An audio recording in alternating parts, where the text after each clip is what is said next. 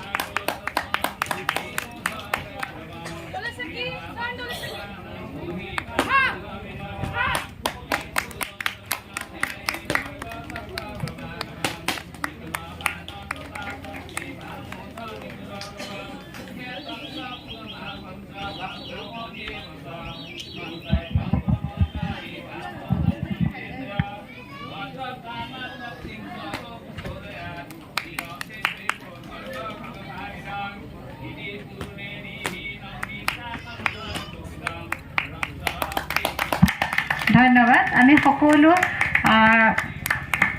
শিকাৰক আমি উজ্জ্বল ভৱিষ্যত কামনা কৰিছোঁ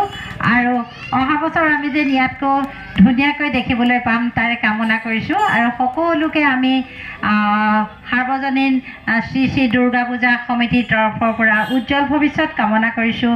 আৰু আমি তোমালোকক দীৰ্ঘায়ু কামনা কৰিছোঁ আৰু তোমালোকৰ অনুষ্ঠান ইমানতে সামৰণি মাৰিছোঁ ধন্যবাদ